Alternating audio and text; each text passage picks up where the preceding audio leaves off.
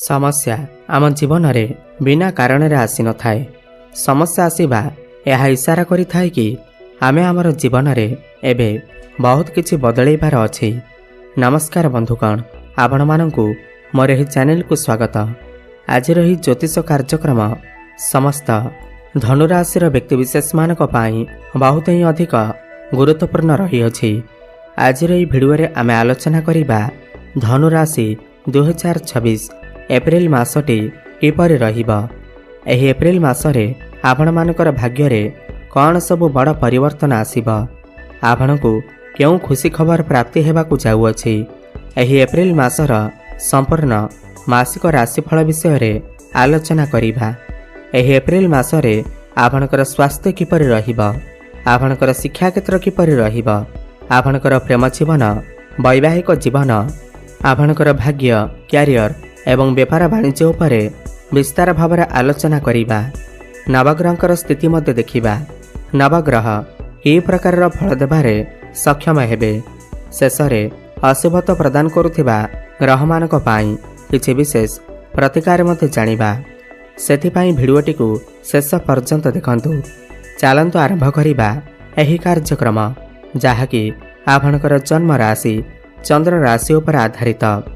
यह परिवारु जदि आपणकर भी धनुराशि हुई थाए एवं आपण भी ईश्वर को सच्चा हृदय भक्ति करती, विश्वास करती, तेबे एही भिडियोटी को लाइक करी कमेंट बॉक्स रे जय महालक्ष्मी, जय जगन्नाथ अवश्य लिखि दियंतु।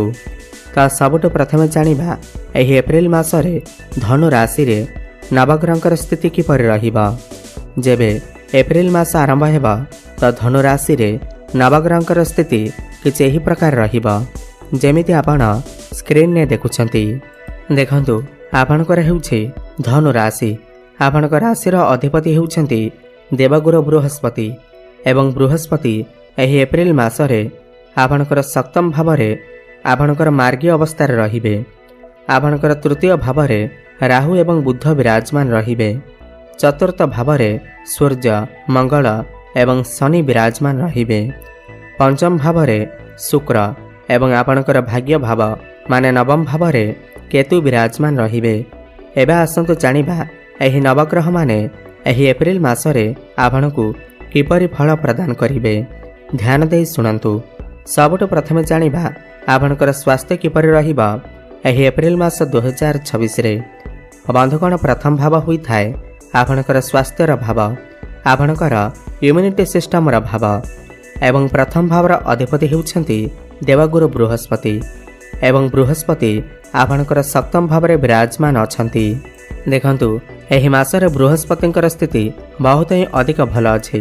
पूर्वर बृहस्पति वक्र अवस्था थिले, जहा फल आपणकर स्वास्थ्य खराब रहुथिला, किंतु वर्तमान बृहस्पति मार्गी चलन करुछंती एवं सूर्य, मंगल, शनि आपणकर केंद्र रे अछंती, बलवान अवस्था रे अछंती।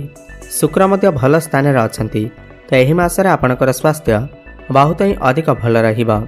आपणकर जहा भी पूर्वर स्वास्थ्यगत समस्या थिला, एही मास एक एमिति मास अटे पूर्वर लागि रहिथिबा स्वास्थ्यगत समस्या रु आपणको मुक्ति मिलिबा। आपण स्वास्थ्यवान अनुभव करिवे, किंतु बुध राहुଙ୍କ सहित थिबा हेतु छोट मोट समस्या टिका देखा देई पारे, किछि बड़ समस्या हेबार नाही। इन्फेक्शन, एलर्जी भली समस्या टिके देखा देई पारे। एथिप्रति आपण टिके ध्यान देबे किमा आपणकर गला संक्रमण होई पारे। एबे जानिबा आपणकर शिक्षा क्षेत्र किपरि रहिबा एही एप्रिल मास 2026 रे। बंधुगण, पंचम भाव होई थाए आपणकर शिक्षा क्षेत्र भाव एवं पंचम भावर अधिपति हेउछंती मंगल एवं मंगल आपणकर चतुर्थ भाव रे विराजमान अछंती। देखंतु एही मासरे आपणकर शिक्षा क्षेत्र बहुत ही उत्तम रहिबाकु जाउअछि, काहेकि ना मंगल केंद्र रे विराजमान अछंती।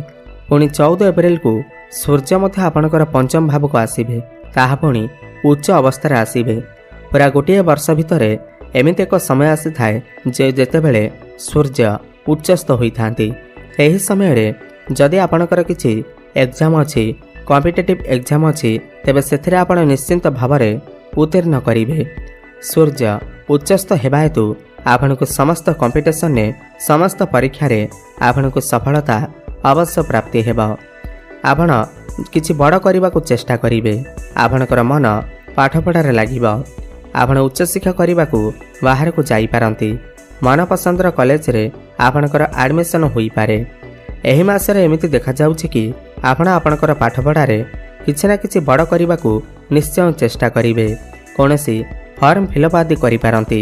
ପାଠପଢ଼ାକୁ ନେଇ ବାହାରକୁ ମଧ୍ୟ ଯାଇପାରନ୍ତି। ପ୍ରେମ ଜୀବନ ବିଷୟରେ ଯଦି ଆମେ ଆଲୋଚନା କରିବା, ପଞ୍ଚମ ଭାବ ହିଁ ହୋଇଥାଏ ଆପଣଙ୍କର ପ୍ରେମ ଜୀବନର ଭାବ। ତ ପଞ୍ଚମ ଭାବର ଅଧିପତି ମଙ୍ଗଳ ଆପଣଙ୍କର ଚତୁର୍ଥ ଭାବରେ ଶନିଙ୍କ ସହିତ ଅଛନ୍ତି ଏବଂ ବିସ୍ଫୋଟକ ଯୋଗ ବନାଉଛନ୍ତି, ଯାହାଫଳରେ ଏହି ମାସରେ ଆପଣ ଯାହାଙ୍କ ସହିତ ବି ରିଲେସନସିପ୍ରେ ଅଛନ୍ତି ତାଙ୍କ ଭିତରେ କ୍ରୋଧ ଦେଖାଦେଇପାରେ, ଜିଦିପଣ ଦେଖାଦେଇପାରେ। ଏହି ମାସରେ ଆପଣ ଆପଣଙ୍କର ପାର୍ଟନରକୁ ସମ୍ଭାଳିକି ରଖିବାକୁ ଚେଷ୍ଟା କରନ୍ତୁ। ତାଙ୍କର ହଁରେ ହଁ ମିଶାଇବାକୁ ଚେଷ୍ଟା କରନ୍ତୁ, ନହେଲେ ସମସ୍ୟାରେ ପଡ଼ିପାରନ୍ତି। ଛୋଟ ମୋଟ କଥାକୁ ନେଇ କଳି ଝଗଡ଼ା ଆର୍ଗୁମେଣ୍ଟ ହୋଇପାରେ। କିନ୍ତୁ ବୃହସ୍ପତି ଆପଣଙ୍କର ପ୍ରଥମ ଭାବକୁ ଦେଖୁଥିବାରୁ ପ୍ରେମ ଜୀବନରେ ଯାହା ବି ସମସ୍ୟା ଆସିଲେ ମଧ୍ୟ ତାହା ଧୀରେ ଧୀରେ ଦୂର ହୋଇଯିବ। ଏବେ ଜାଣିବା ଆପଣଙ୍କର ବୈବାହିକ ଜୀବନ କିପରି ରହିବ ଏହି ଏପ୍ରିଲ ମାସ 2026ରେ। ବନ୍ଧୁଗଣ, ସପ୍ତମ ଭାବ ହୋଇଥାଏ ଆପଣଙ୍କର ବୈବାହିକ ଜୀବନର ଭାବ ଏବଂ ସପ୍ତମ ଭାବର ଅଧିପତି ହେଉଛନ୍ତି ବୁଧ ଏବଂ ବୁଧ ଆପଣଙ୍କର ତୃତୀୟ ଭାବରେ ରାହୁଙ୍କ ସହିତ ଅଛନ୍ତି ଏବଂ ଆପଣଙ୍କର ସପ୍ତମରେ ବୃହସ୍ପତି ବିରାଜମାନ ଅଛନ୍ତି। ଦେଖନ୍ତୁ, ଏହି ମାସରେ 11 ଏପ୍ରିଲ ପରେ ଯାଇ ଆପଣଙ୍କର ବୈବାହିକ ଜୀବନ ବହୁତ ହିଁ ଭଲ ରହିବ। କିନ୍ତୁ 11 ଏପ୍ରିଲ ପୂର୍ବରୁ ଆପଣଙ୍କର ବୈବାହିକ ଜୀବନରେ ଟିକେ ସମସ୍ୟା ଦେଖାଦେଇପାରେ। କାହିଁକିନା ସପ୍ତମ ଭାବର ଅଧିପତି ବୁଧ ରାହୁଙ୍କ ସହିତ ଅଛନ୍ତି। ରାହୁଙ୍କ ସହିତ ବୁଧ ଥିବା ହେତୁ ଆପଣଙ୍କର ବୈବାହିକ ଜୀବନରେ ସମୟ ସମୟରେ ଆର୍ଗୁମେଣ୍ଟ, କଳି ଝଗଡ଼ା, ମନ ମନାନ୍ତର ଦେଖାଦେଇପାରେ।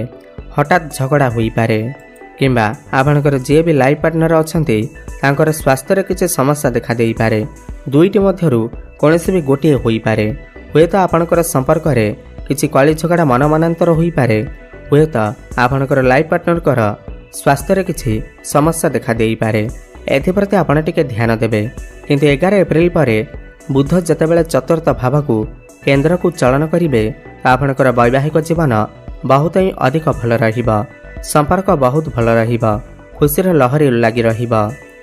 ଏବେ ଜାଣିବା ସବୁଠାରୁ ଗୁରୁତ୍ୱପୂର୍ଣ୍ଣ ବିଷୟବସ୍ତୁ, ଯାହାକି ଆପଣଙ୍କର ଭାଗ୍ୟ, କ୍ୟାରିୟର ଏବଂ ବେପାର ବାଣିଜ୍ୟ କିପରି ରହିବ ଏହି ଏପ୍ରିଲ ମାସ 2026ରେ। ବନ୍ଧୁଗଣ, ନବମ ଭାବ ହୋଇଥାଏ ଆପଣଙ୍କର ଭାଗ୍ୟର ଭାବ। ଦଶମ ଭାବ ହୋଇଥାଏ ଆପଣଙ୍କର କ୍ୟାରିୟରର ଭାବ। ନବମ ଭାବର ଅଧିପତି ହେଉଛନ୍ତି ସୂର୍ଯ୍ୟ ଏବଂ ସୂର୍ଯ୍ୟ ଆପଣଙ୍କର ଚତୁର୍ଥରେ ଅଛନ୍ତି। କିନ୍ତୁ 14 ଏପ୍ରିଲକୁ ଆପଣଙ୍କର ପଞ୍ଚମ ଭାବକୁ ଚଳନ କରିବେ ଏବଂ ଉଚ୍ଚସ୍ଥ ହେବେ। ଏହି ମାସ ଏମିତି ଅଟେ କି ଯେଉଁ ମାସରେ ଆପଣଙ୍କର ଭାଗ୍ୟ ଚମକିବାକୁ ଯାଉଅଛି। ଏହି ମାସ ଏମିତି ଅଟେ କି ଯେଉଁଠାରେ ସୂର୍ଯ୍ୟ ଆପଣଙ୍କର ପଞ୍ଚମ ଭାବକୁ ଆସି ଉଚ୍ଚସ୍ଥ ହୋଇ ଆପଣଙ୍କର ଭାଗ୍ୟକୁ ଚମକେଇ ଦେବେ। ଏହି ମାସରେ ଆପଣ କିଛି ନା କିଛି ବଡ଼ ଡିସିସନ୍, ବଡ଼ କାର୍ଯ୍ୟର ଆରମ୍ଭ କରନ୍ତୁ, ବଡ଼ ଇନଭେଷ୍ଟମେଣ୍ଟ କରନ୍ତୁ। ଆପଣଙ୍କୁ ନିଶ୍ଚିନ୍ତ ଭାବରେ ଶୁଭଫଳର ପ୍ରାପ୍ତି ହେବ। ଦେଖନ୍ତୁ, ସୂର୍ଯ୍ୟ ଉଚ୍ଚସ୍ଥ ହୋଇ ଆପଣଙ୍କର ପଞ୍ଚମ ଭାବକୁ ଆସିବା ବହୁତ ବଡ଼ ରାଜଯୋଗର ନିର୍ମାଣ କରୁଅଛି। ଆପଣ କିଛି ନା କିଛି ବଡ଼ କାର୍ଯ୍ୟ ନିଶ୍ଚିନ୍ତ ଭାବରେ କରନ୍ତୁ। ଏହି ମାସରେ ଭାଗ୍ୟ ଆପଣଙ୍କର ପ୍ରବଳ ଅଛି। ସମସ୍ତ କ୍ଷେତ୍ରରେ ଭାଗ୍ୟ ଆପଣଙ୍କର ସାଥ ଦେବ। ଆପଣ ଯେଉଁ ବି କାମରେ ହାତ ଦେବେ ସେଥିରେ ଆପଣଙ୍କୁ ସଫଳତା ଅବଶ୍ୟ ପ୍ରାପ୍ତି ହେବ। ଅଟକି ରହିଥିବା ସମସ୍ତ କାର୍ଯ୍ୟ ପୁଣି ଥରେ ଚାଲୁ ହେବାକୁ ଲାଗିବ। ଯଦି ଆପଣ କିଛି ବଡ଼ କାର୍ଯ୍ୟର ଆରମ୍ଭ କରିବାକୁ ଚାହୁଁଛନ୍ତି, ଶୁଭ ମାଙ୍ଗଳିକ କାର୍ଯ୍ୟର ଆୟୋଜନ କରିବାକୁ ଚାହୁଁଛନ୍ତି କିମ୍ବା କିଛି ବଡ଼ ଇନଭେଷ୍ଟମେଣ୍ଟ କରିବାକୁ ଚାହୁଁଛନ୍ତି, ତାହେଲେ ଏହି ମାସରେ ନିଶ୍ଚିନ୍ତ ଭାବରେ କରନ୍ତୁ। ଜମା ବି ଭାବନ୍ତୁ ନାହିଁ, ଆପଣଙ୍କୁ ଶୁଭଫଳ ଅବଶ୍ୟ ପ୍ରାପ୍ତି ହେବ। ତ 14 ଏପ୍ରିଲ ପରେ ଆପଣଙ୍କର ଭାଗ୍ୟ ଚମକିବାକୁ ଯାଉଅଛି। କ୍ୟାରିୟର କଥା ହେବ ଯଦି, ଦଶମ ଭାବ ହୋଇଥାଏ କ୍ୟାରିୟର ଭାବ। ଦଶମ ଭାବର ଅଧିପତି ବୁଧ 11 ଏପ୍ରିଲକୁ ଆପଣଙ୍କର ଚତୁର୍ଥ ଭାବକୁ ମାନେ କେନ୍ଦ୍ରକୁ ଚଳନ କରିବେ। ତ 11 ଏପ୍ରିଲ ପରେ ଆପଣଙ୍କର କ୍ୟାରିୟର ବହୁତ ହିଁ ଅଧିକ ଭଲ ରହିବ। ଖାସ୍ କରି ଯେଉଁମାନେ ବେରୋଜଗାର ଅଛନ୍ତି, ଯେଉଁମାନଙ୍କ ପାଖରେ କୌଣସି ବି ଚାକିରି ବାକିରି ନାହିଁ, ତ ସେମାନଙ୍କୁ ନୂତନ କର୍ମ ପ୍ରାପ୍ତି ହେବ, ନୂତନ ଚାକିରି ପ୍ରାପ୍ତି ହେବ। ବୃହସ୍ପତି କେନ୍ଦ୍ରରେ ଥିବାରୁ, ମଙ୍ଗଳ କେନ୍ଦ୍ରରେ ଥିବାରୁ ଏବଂ ସୂର୍ଯ୍ୟ ମଧ୍ୟ ଆପଣଙ୍କର ପଞ୍ଚମ ଭାବକୁ ଆସୁଥିବାରୁ ପ୍ରମୋସନ ଯୋଗ ବନିବ। କୌଣସି MNC କମ୍ପାନୀରେ ଜବ୍ ଅଫର ଆସିପାରେ। ଆପଣ ଯଦି ରାଜନୀତି କ୍ଷେତ୍ରରେ କାମ କରୁଛନ୍ତି, ସରକାରୀ ସ୍ତରରେ କାମ କରୁଛନ୍ତି ତେବେ ଆପଣଙ୍କୁ ଅତ୍ୟନ୍ତ ଶୁଭଫଳର ପ୍ରାପ୍ତି ହେବ। ଆପଣଙ୍କର କନଫିଡେନ୍ସ ବହୁତ ଭଲ ରହିବ। ମ୍ୟାନେଜମେଣ୍ଟ ବହୁତ ଭଲ ରହିବ। ଆପଣଙ୍କ ପାଖକୁ ନୂଆ ନୂଆ କାମ ଆସିବ। ଆପଣ ସମସ୍ତ ଟାର୍ଗେଟକୁ ଆଚିଭ୍ କରିବାରେ ସଫଳତା ହାସଲ କରିବେ। କର୍ମକ୍ଷେତ୍ରରେ ଆପଣଙ୍କୁ ସମ୍ମାନିତ କରାଯାଇପାରେ। ଆପଣ ଆପଣଙ୍କର କର୍ମକୁ ନେଇ ବିଦେଶ ଯାତ୍ରା ମଧ୍ୟ କରିପାରନ୍ତି। ବ୍ୟାପାର ବାଣିଜ୍ୟର କଥା ହେବ ଯଦି ସପ୍ତମ ଭାବ ହୋଇଥାଏ ବ୍ୟାପାର ବାଣିଜ୍ୟର ଭାବ। 11 ଏପ୍ରିଲ ପରେ ଯାଇ ଆପଣଙ୍କର ବ୍ୟାପାର ବାଣିଜ୍ୟ ବହୁତ ହିଁ ଅଧିକ ଭଲ ରହିବ। ଯେତେବେଳେ ବୁଧ ଚତୁର୍ଥ ଭାବକୁ ଆସିବେ ତ ଆପଣଙ୍କର ଦୈନିକ ରୋଜଗାର ହଠାତ୍ ବଢ଼ିଯିବ। ଆକସ୍ମିକ ଧନ ପ୍ରାପ୍ତି ହେବ। ଆପଣ କିଛି ନୂତନ ବ୍ୟାପାର ଆରମ୍ଭ କରିପାରନ୍ତି। ପାର୍ଟନରସିପ୍ରେ ଆପଣ କିଛି ବ୍ୟାପାର ବାଣିଜ୍ୟ ଆରମ୍ଭ କରିପାରନ୍ତି। ଆପଣଙ୍କର କ୍ଲାଏଣ୍ଟ ବଢ଼ିପାରନ୍ତି, କଷ୍ଟମର ବଢ଼ିପାରନ୍ତି। ତ ମୋଟାମୋଟି ଦେଖିବାକୁ ଗଲେ ଏହି ମାସରେ ଆପଣଙ୍କର ବ୍ୟାପାର ବାଣିଜ୍ୟ ବହୁତ ହିଁ ଅଧିକ ଭଲ ରହିବ। ଅଧିକ ଶୁଭଫଳ ପ୍ରାପ୍ତି କରିବା ପାଇଁ ଆପଣ ପ୍ରତ୍ୟେକ ଦିନ ଗୁରୁଙ୍କର ବୀଜମନ୍ତ୍ରର ଜପ ଅବଶ୍ୟ କରନ୍ତୁ। ଓମ୍ ଗ୍ରାମ୍ ଗ୍ରୀମ୍ ଗ୍ରମ୍ ସହ ଗୁରବେ ନମଃ 108 ଥର ପ୍ରତ୍ୟେକ ଦିନ ଜପ କରନ୍ତୁ। ଶୁଭଫଳ ପ୍ରାପ୍ତି ହେବ। ପ୍ରତ୍ୟେକ ଦିନ ସନ୍ଧ୍ୟାରେ ହନୁମାନ ଚାଳିଶାର ପାଠ କରନ୍ତୁ ଏବଂ ପ୍ରତ୍ୟେକ ଦିନ ପ୍ରାତଃ ସମୟରେ ସୂର୍ଯ୍ୟଙ୍କୁ ଜଳାର୍ଘ୍ୟ ଅର୍ପଣ କରନ୍ତୁ। ଶୁଭଫଳ ପ୍ରାପ୍ତି ହେବା ସହିତ ଆପଣଙ୍କର ଭାଗ୍ୟରେ ଉନ୍ନତି ଆସିବ। ଧନ୍ୟବାଦ।